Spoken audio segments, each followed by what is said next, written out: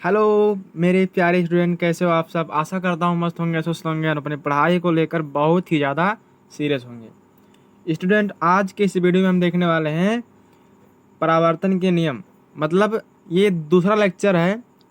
प्रकाश के परावर्तन का जो चैप्टर था, प्रकाश का परावर्तन वाला, वो उसका मतलब दूसरा लेक्चर है। हमने इसका पहला लेक्चर बना दिया है। अगर आप अभी तक उसको नहीं देखा है तो जाकर देख लेना। मैं उसका लिंक डिस्क्रिप्शन बॉक्स में दे दिया हूँ। स्टूडेंट, अगर आप हमारे चैनल पर पहली बार आए हैं बाबू, तो प्लीज़ हमारे चैनल को सब्सक्राइब कर लीजिए और बेल आइकन को ऑल पे प्रेस कर दीजिए। तो आज हम देखने वाले हैं कक्षा 10 के विज्ञान, यानी विज्ञान का जो फिजिक्स है उसका जो अध्याय 9 है, यानी प्रकाश का परावर्तन तथा अपवर्तन, उसका यह दूसरा वाला लेक्चर वीडियो है। इसका पहला लेक्चर हमने बना दिया है। पहले लेक्चर का वीडियो लिंक डिस्क्रिप्शन में दिया हुआ है, आप जाकर वहाँ से देख के उसका नोट बना लीजिएगा। और इस लेक्चर में देखने वाले हैं परावर्तन के नियम। और हमने उस वाले लेक्चर में देख लिया था प्रकाश का परावर्तन, यानी प्रकाश के परावर्तन का नियम हमने उसमें नहीं देखा था। तो देखने वाले हैं प्रकाश के परावर्तन के नियम, यानी परावर्तन के नियम क्या है भैया। ठीक है, परावर्तन के नियम। तो प्रकाश यानी परावर्तन के नियम को हम देखने वाले हैं दूसरे वाले लेक्चर में। तो समझो बाबू, यानी कि देखो इसके दो नियम होते हैं। पहला यहाँ पर है और यहाँ पर दूसरा। तो इसमें समझने वाली बात यह है कि प्रथम नियम क्या कहता है और द्वितीय नियम क्या कहता है। उसके सबसे पहले हम समझते हैं पहला नियम। ठीक, तो पहला नियम कह रहा है बाबू, आपतित किरण। आपको समझ में नहीं आएगा क्योंकि मेरा पहला वाला लेक्चर जिसने देखा उसको समझ में आएगा। ठीक है, लेकिन फिर भी आपको मैं समझाने की कोशिश करता हूँ। देखिए बाबू, तो कह रहा है मतलब इसका परावर्तन का जो पहला नियम है वो क्या कह रहा है। देखो, आपतित किरण तथा नहीं कॉमा परावर्तित किरण तथा आपतन बिंदु पर खींचा गया अभिलंब तीनों एक ही तल में होते हैं। जैसे आपको समझ में आना चाहिए, देखिए यहाँ पर देखिए, ये है आपतित किरण, यानी आने वाली प्रकाश की किरण। समझ में आ गया। और इस आपतन बिंदु से टकराकर, इस आपतन बिंदु से टकराकर, देखो आपतित किरण का मतलब हो गया कि जो किरण आ रही है उसको कहते हैं आपतित किरण। तथा मतलब कॉमा, यहाँ पर एक आपतन बिंदु, यहाँ देखो ये आपतन बिंदु है। तो ये आपतन बिंदु से जब परावर्तन होता है तो ये उसी माध्यम में वापस लौट जाता है, यानी ये हो गया परावर्तित किरण। क्या गया? परावर्तित किरण। ठीक है, अब देखो ये है आपतित किरण, ये है परावर्तित किरण, और ये क्या है बाबू, ये है दर्पण। दर्पण है। ठीक है, इसको हमने माना है M1, इसको माना है M2।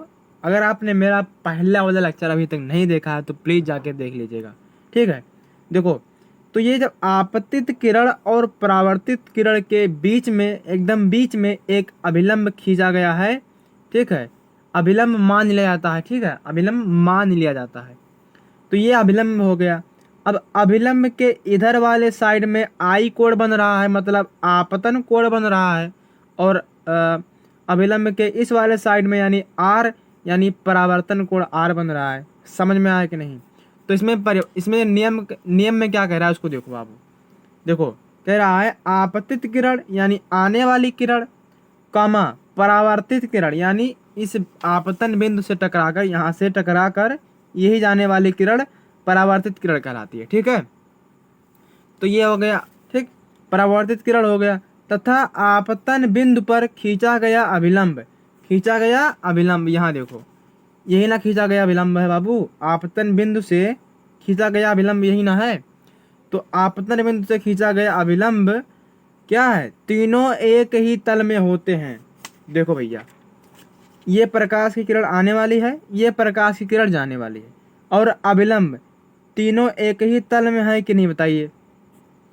तीनों एक ही तल में है, इसलिए ये प्रकाश का परावर्तन के नियम को फॉलो कर रहा है।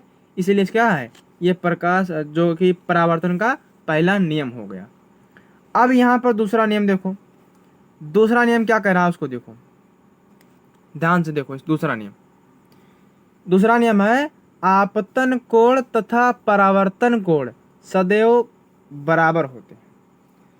समझ में आया कि नहीं बताइए। आपतन कोण तथा परावर्तन कोण, इसमें देखिए ये है आपतन कोण और ये है परावर्तन कोण। यानी अगर ये 50 अंश के मतलब कोण बनावत है तो ये 50 अंश के कोण बनाई। समझ में आ रहा कि नहीं बताइए।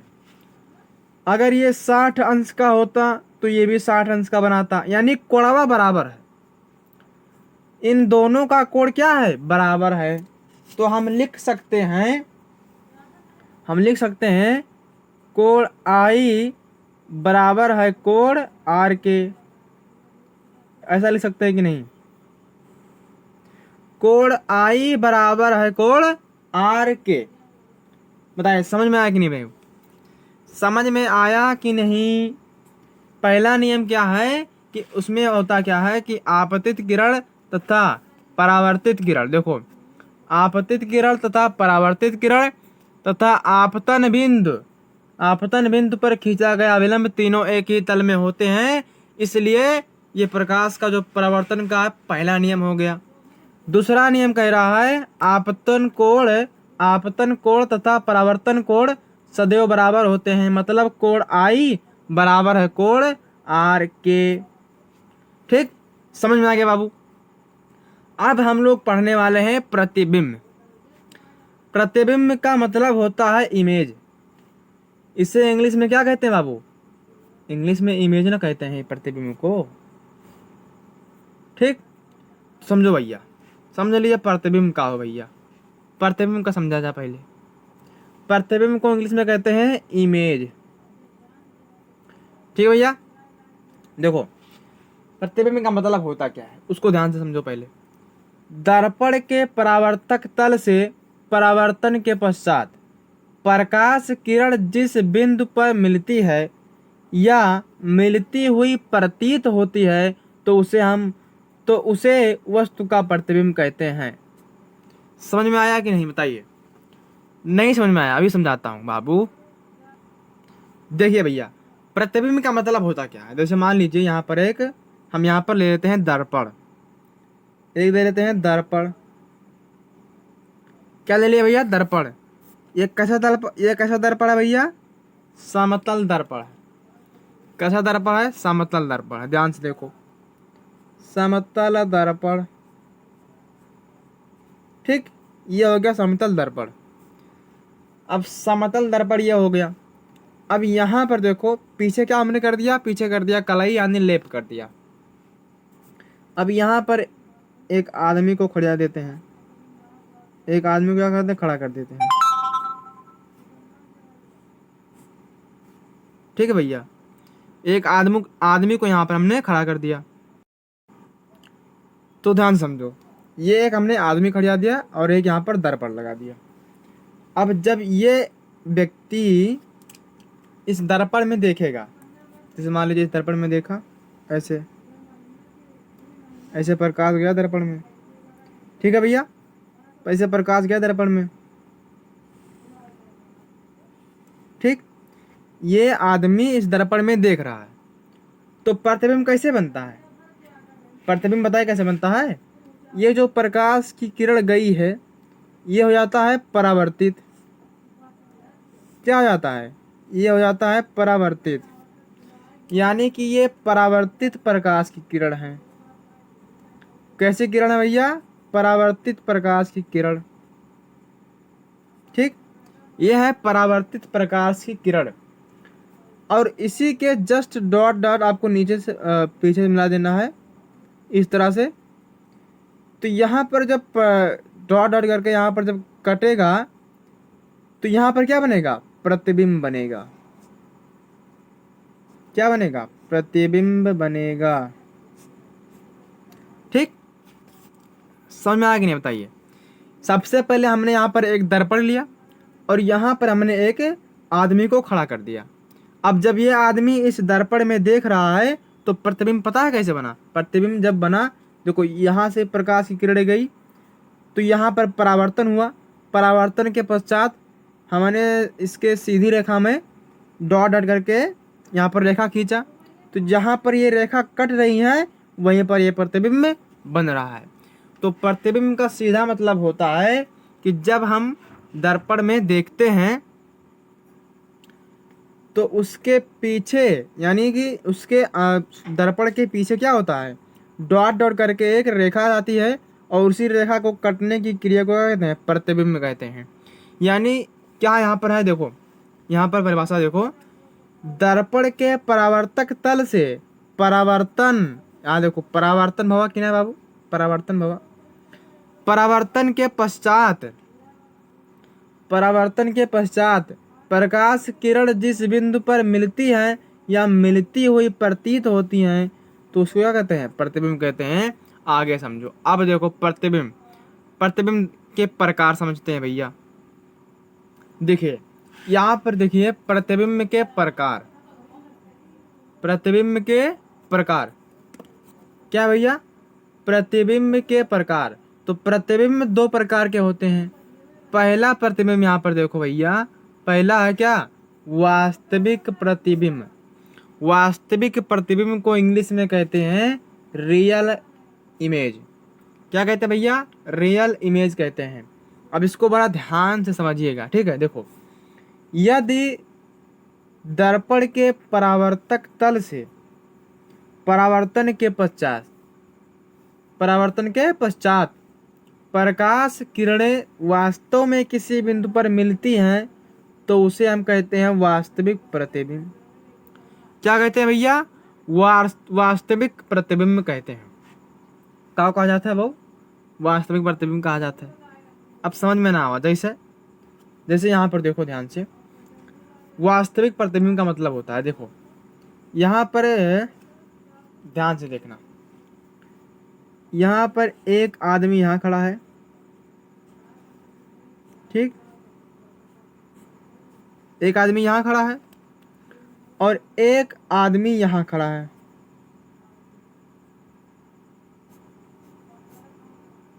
ठीक। एक आदमी यहाँ खड़ा है, इसको एक मान लेते हैं, इसको दो मान लेते हैं, ठीक है। इसका नाम मान लीजिए कुछ भी है, इसका मान लीजिए, इसका नाम मान लीजिए ये है, इसका नाम बी है। तो ध्यान से देखो, ध्यान से देखने वाली बात यह है, जैसे मान लीजिए वास्तविक प्रतिबिंब की बात हो रही है, तो ये जब इसको देख रहा है, मान लीजिए ये इसको देख रहा है, क्या कर रहा है, देख रहा है। तो ये जब इसको देख रहा है, मान लीजिए ये 3 हाथ की दूरी पर है, मतलब 1 मीटर दूरी के, मतलब 1 मीटर दूरी पर है, ठीक है। अब देखो 1 मीटर दूरी पर है, ये इसको देख रहा है, तो इसको ये मतलब इसको ये अच्छे से साफ साफ दिखाई दे रहा है, यानी कि ये वास्तविक प्रतिबिंब हुआ। इसको ये वाला व्यक्ति ध्यान से मतलब साफ साफ दिखाई दे रहा है, इसलिए वास्तविक प्रतिबिंब हुआ। अगर यही व्यक्ति थोड़ा 1 किलोमीटर दूर होता, हालांकि ये व्यक्ति इसको पहचान रहा होता है, ठीक है। जैसे मान लो इसका नाम है दीपक, एग्जाम्पल के तौर पे समझो, दीपक इसका नाम है, इसका नाम है सुजीत, ठीक है। इसका नाम है दीपक, इसका नाम है सुजीत। अब दीपक अगर सुजीत को देखता है 1 मीटर की दूरी पे, तब तो सुजीत को अच्छे से दिख जाएगा, मतलब दीपक सुजीत को अच्छे से देख लेगा। अगर 1 मीटर की दूरी पे है तो एकदम बढ़िया से देख लेगा, क्लियर, कि हाँ ये सुजीते हुए हैं। अगर दीपक देखेगा तो, अगर सुजीत देखता है तो दीपक दिखेगा अच्छे से, अगर दीपक देखता है तो सुजीत दिखेगा अच्छे से, ठीक। तो इस प्रकार के इमेज को, इस प्रकार के प्रतिबिंब को हम क्या कहते हैं, वास्तविक प्रतिबिंब कहते हैं। ध्यान से इधर देखो, से क्या कहते हैं भैया, वास्तविक प्रतिबिंब कहते हैं, ठीक भैया। देखो वास्तविक प्रतिबिंब का मतलब यह हुआ कि जैसे यहाँ पर दीपक है और सुजीत है, अगर दीपक सुजीत को 1 मीटर की दूरी से देखता है तो दीपक को अच्छे से दिखाई देगा ये सुजीत, यानी कि ये वास्तविक प्रतिबिंब है, ठीक। समझ में आ गया भैया, आगे बढ़ते हैं। अब यहाँ पर है, अब यहाँ पर है भैया, ध्यान से देखना, देखो अब आता दूसरा जो है आभासी प्रतिबिंब। अब आभासी प्रतिबिंब क्या होता है बाबू?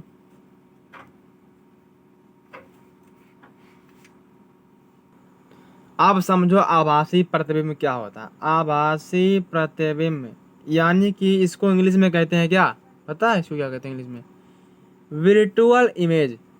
आभासी प्रतिबिंब को इंग्लिश में कहते हैं विर्चुअल इमेज। विर्चुअल इमेज, ठीक।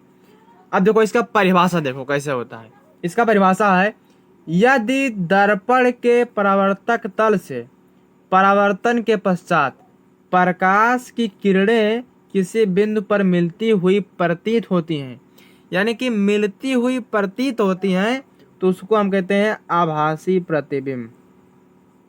क्या कहते हैं भैया? आभासी प्रतिबिंब कहते हैं। अब कैसे आभासी प्रतिबिंब बनेगा उसको देख लेते हैं, ठीक। आभासी प्रतिबिंब जैसे मान लीजिए यहाँ पर एक व्यक्ति है, ये रहा व्यक्ति, ठीक ठीक है, ये एक व्यक्ति है, यहाँ पर एक व्यक्ति और है, ठीक। यहाँ पर दो लोग हैं, इसको मान लेते हैं ये, इसको मान लेते हैं बी, ठीक है भैया।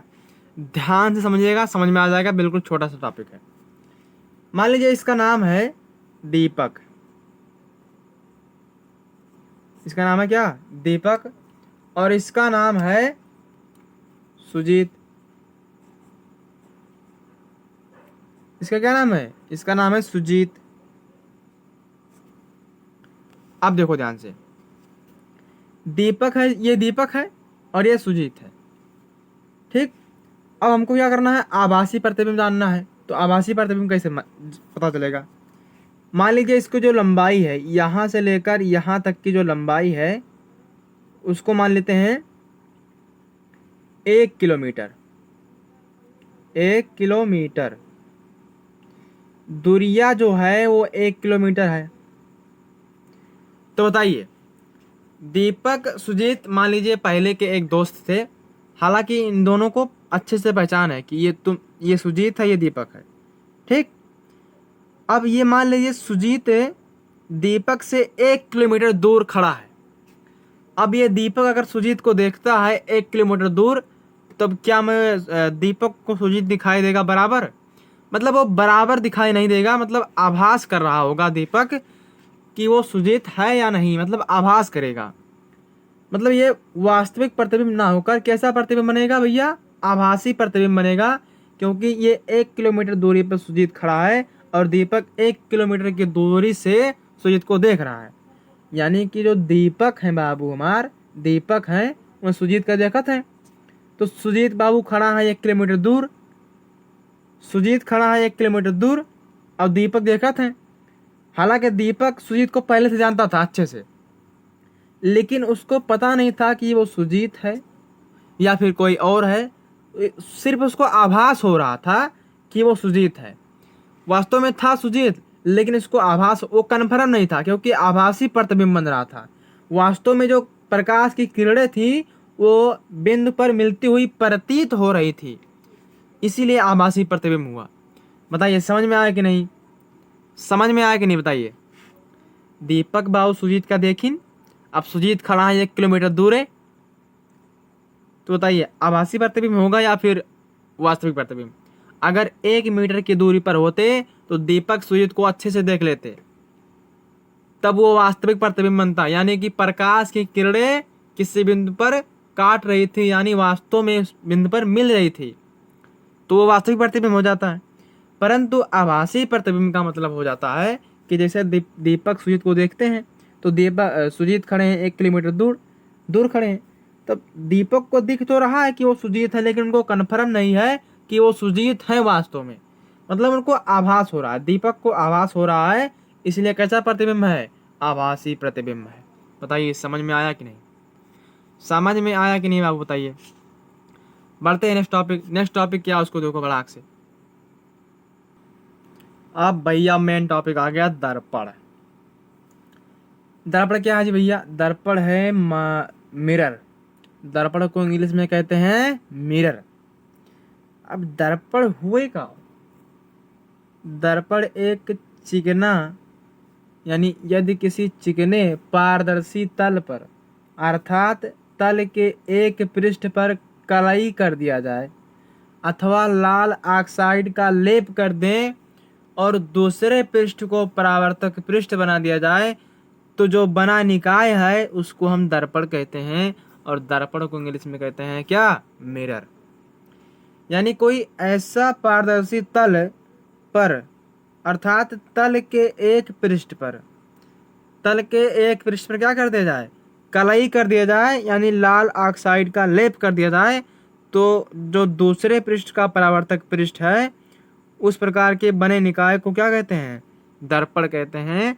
अब यहाँ पर देखो दर्पण कितने प्रकार के होते हैं, ध्यान से देखो।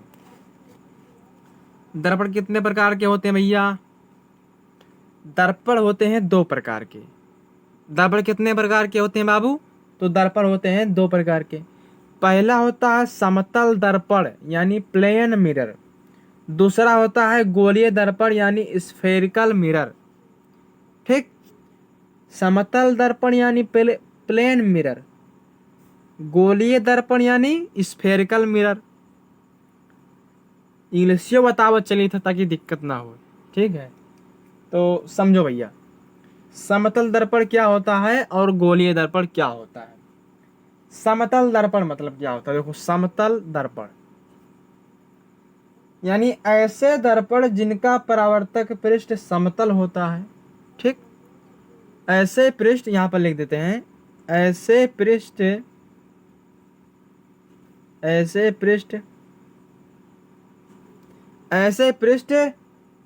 जिनका परावर्तक पृष्ठ यहाँ पर पृष्ठ नहीं रहेगा, दर्पण रहेगा। यहाँ पर दर्पण, ऐसे दर्पण, क्योंकि हम दर्पण पढ़ रहे हैं, समतल दर्पण, ये पृष्ठ का अर्थ। ऐसे दर्पण जिनका परावर्तक पृष्ठ, कैसा पृष्ठ भैया? परावर्तक पृष्ठ।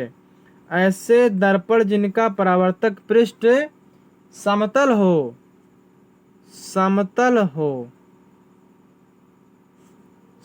होता है उसको हम क्या कहते हैं? भैया? उसको कहते हैं समतल दर्पण। बताइए समझ में आया कि नहीं? समतल दर्पण यानी ऐसे दर्पण जिनका परावर्तक पृष्ठ समतल होता है उनको हम समतल दर्पण कहते हैं। जैसे यहाँ पर चित्र की मदद से समझाया है, डायग्राम की मदद से समझाया, डायग्राम की मदद से देखो समतल दर्पण, ऐसे दर्पण, देखो यहाँ पर यही दर्पण है। ठीक है, ऐसे दर्पण जिनका परावर्तक पृष्ठ समतल हो, यहाँ पर कलाई कर दो भैया, ये बन गया क्या? दर्पण। यहाँ पर क्या हुआ है? कलाई हुआ है यानी लेप हुआ है। तो ये क्या है भैया? परावर्तक पृष्ठ। ये है यहाँ पर परावर्तक पृष्ठ है। ये क्या है? ये है परावर्तक पृष्ठ, ये है कलई लेप, यानी इसको कहते हैं दर्पण। वो भी कैसा दर्पण? समतल दर्पण। कैसा दर्पण? समतल दर्पण। ठीक, तो देखो समतल दर्पण का मतलब होता है ऐसे दर्पण जिनका परावर्तक पृष्ठ समतल होता है, समतल दर्पण कहलाता है। समझ में आ गया कि नहीं आ गया बताइए? अब देखो गोलीय दर्पण यानी स्फेरिकल मिरर। तो गोलीय दर्पण क्या होता है भैया? गोलीय दर्पण ऐसे दर्पण जिनका परावर्तक पृष्ठ, ध्यान से समझो ना तो ऊपर सर से निकले जाने पे। ठीक है, देखो परिभाषा लिखो इसका, ऐसे दर्पण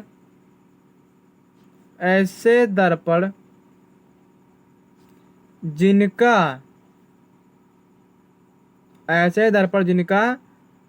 परावर्तक पृष्ठ ऐसे दर्पण जिनका परावर्तक पृष्ठ कैसा हो, ऐसे दर्पण जिनका परावर्तक पृष्ठ कैसा हो, गोलीय हो, यानी गोलीय होता है, गोलीय होता है, उसको हम कहते हैं स्फेरिकल मिरर यानी गोलीय दर्पण।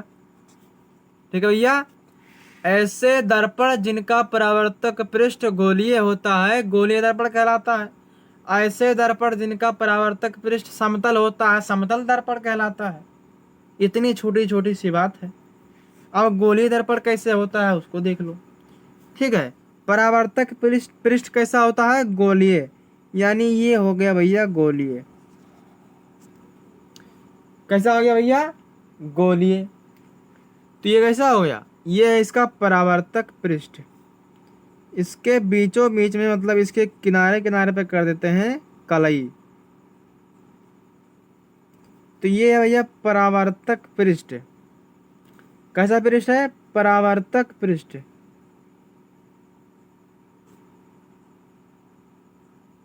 ये है परावर्तक पृष्ठ। ठीक है, देखो ये है कैसा पृष्ठ, परावर्तक पृष्ठ। तो इतना समझो कि ऐसे दर्पण जिनका परावर्तक पृष्ठ गोलीय हो, गोलीय हो, उसको क्या कहते हैं, उसको कहते हैं गोलीय दर्पण यानी स्फेरिकल मिरर। अब ध्यान से समझो, ध्यान से समझो, ध्यान से समझो बाबू, ध्यान से।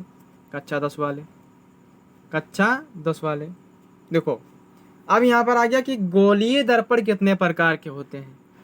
तो गोलीय दर्पण दो प्रकार के होते हैं। कैसे होते हैं, गोलीय दर्पण क्यों दो प्रकार के होते हैं, क्यों क्यों होते हैं दो प्रकार के, बताइए। क्योंकि देखो यहाँ पर हमने पढ़ा गोलीय दर्पण, ऐसा दर्पण जिनका परावर्तक पृष्ठ कैसा हो, गोलीय हो, गोलीय दर्पण कहलाता है।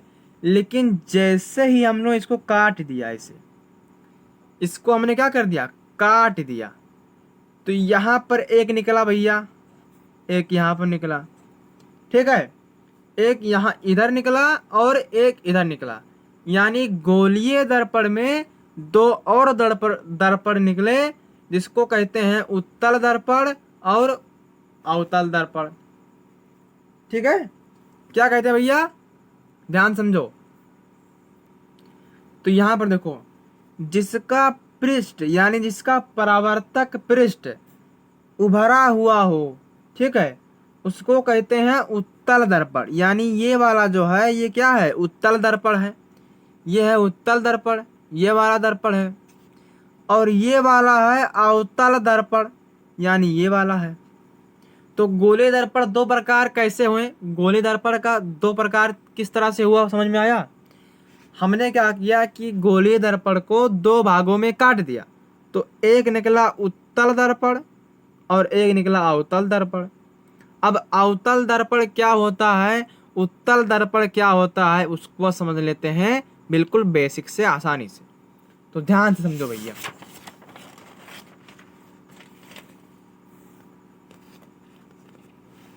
देखिए भैया,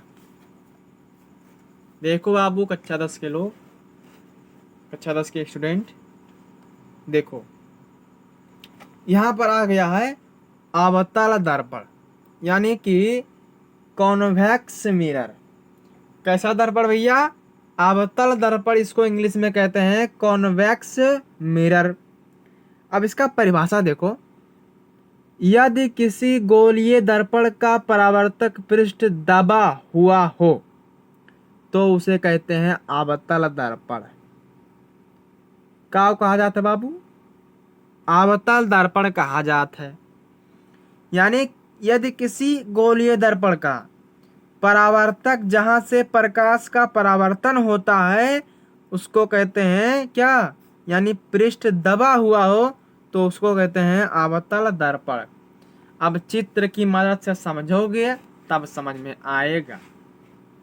ठीक है, जब तक तोड़ेंगे नहीं तब तक फोड़ेंगे नहीं, तब तक छोड़ेंगे नहीं। क्लास 10th यूपी बोर्ड 2025 में अब की बार लाएंगे 95% प्लस। बहुत आसान है 95% प्लस लाना। ध्यान से समझो। अगर वीडियो पसंद आ रहा हो तो वीडियो को लाइक करो, चैनल को सब्सक्राइब करो फटाक फटाक। तो यहाँ पर हम बात कर रहे हैं अवतल दर्पण की, ठीक है। तो यहाँ पर बनाओ डायग्राम, ये बन गया डायग्राम। क्या बन गया डायग्राम, देखो ध्यान से, ठीक है। अब देखो यहाँ पर ये क्या है, इसका जो परावर्तक पृष्ठ है वो कैसा है, धसा हुआ है, यानी अंदर की ओर धसा हुआ है।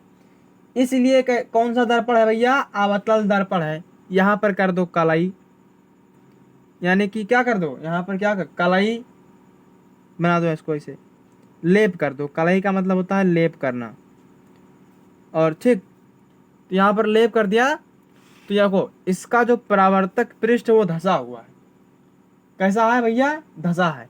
इसका नाम है परावर्तक पृष्ठ, परावर्तक पृष्ठ,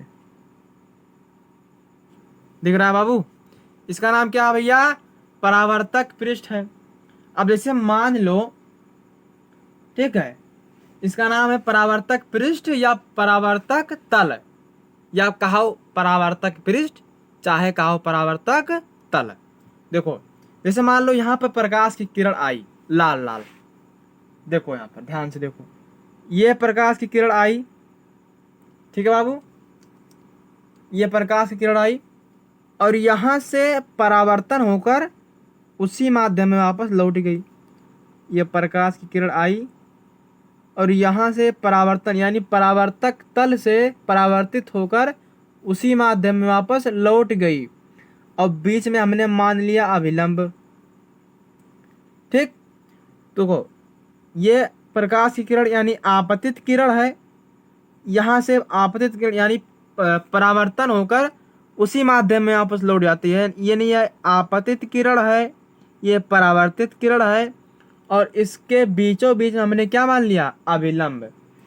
यानी कि गोलीय, यानी यदि किसी गोलीय दर्पण का परावर्तक पृष्ठ दबा हुआ हो तो उसको क्या कहते हैं, अवतल दर्पण कहते हैं। बताइए समझ में आया कि नहीं। ये सब चित्र आप अपने नोट में बना लो बाबू, नहीं तो दिक्कत होगा। अब दिक्कत क्या होगा अब आगे पता चल जाएगा आपको। वैसे जब तक हम हैं तब तक दिक्कत नहीं होने देंगे, ठीक है भैया। आप समझिए अवतल दर्पण क्या होता है, समझ में आ गया बिल्कुल एकदम। आगे बढ़ा जाए, बढ़ जाइए आगे कि ना, आगे बढ़ जाए कि नहीं बताओ। चलो भैया उत्तल दर्पण देख लो। उत्तल दर्पण कैसा दर्पण, उत्तल दर्पण, ठीक। देखो उत्तल दर्पण वह गोलीय दर्पण जिसका परावर्तक पृष्ठ उभरा हुआ हो, यानी कि अवतल दर्पण में परावर्तक पृष्ठ धसा रहा, धस गई रहा, लेकिन उत्तल दर्पण में परावर्तक पृष्ठ उभरा रही, यानी कि कैसा रही, उभरा रहेगा, यानी आगे की ओर उभरा रहेगा। अब कैसे, यहाँ पर चित्र की मदद समझो। यहाँ पर हमने बनाया एक दर्पण, ये कैसा दर्पण है भैया, ये कैसा दर्पण है, ये है उत्तल दर्पण, जिसको इंग्लिश में क्या कहते हैं, जिसको इंग्लिश में कहते हैं कॉन्वेक्स मिरर। वो अवतल दर्पण को कहते हैं कॉनकेव मिरर, और उत्तल दर्पण को कहते हैं कॉन्वेक्स मिरर, ठीक। समझ में आ रहा है।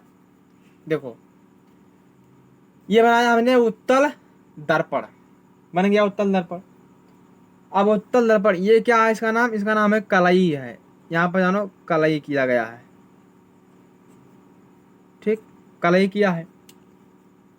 ये कौन सा तल है भैया, ये है परावर्तक तल। ये कैसा तल है भैया, परावर्तक तल है, परावर्तक तल है, ये परावर्तक तल है, ये कलई किया गया है। अब मान लो यहाँ से प्रकाश की किरण आई, ऐसे प्रकाश की किरण यहाँ से आई यानी आपतित हुआ, प्रकाश की किरण आई यानी आपतित हुआ, और इस परावर्तक तल से टकराकर उसी माध्यम में वापस लौट गई, और इसके बीचों बीच में हमने क्या मान लिया, अभिलंब मान लिया, ठीक। यानी कि जब कोई प्रकाश की किरण आई और इसी परावर्तक तल से टकराकर उसी माध्यम में वापस लौट गई, इस घटना को क्या कहते हैं? प्रकाश का परावर्तन कहते हैं। लेकिन ये परावर्तन उत्तल दर्पण में हुआ है। समझ में आया कि नहीं, बताइए? समझ में आ रहा है? बिल्कुल आ रहा है। तो ये क्या हुआ? ये हुआ उत्तल दर्पण। ठीक। अवतल दर्पण क्या होता है, उत्तल दर्पण क्या होता है, सब कुछ समझ में आ गया बाबू? ठीक है। तो अब यहाँ पर देखिए वेरी वेरी इंपॉर्टेंट टॉपिक, जो कि इसको हम देखने वाले हैं लेक्चर 3 में, यानी तीसरे लेक्चर में इसको हम देखेंगे। गोलीय दर्पण से संबंधित महत्वपूर्ण परिभाषाएं, इसको हम देखेंगे तीसरे वाले लेक्चर में। तब तक के लिए जय हिंद, जय भारत। और अगर आप चैनल पर पहली बार आए हैं तो प्लीज़ हमारे चैनल को सब्सक्राइब कर लीजिए और 5 लोगों के पास शेयर कर दीजिए हमारा वीडियो, ताकि वह भी लोग इसी वीडियो को देखकर अच्छे से अपनी तैयारी क्लास 10th की कर सकें। ठीक है। तो मिलते हैं नेक्स्ट वीडियो में।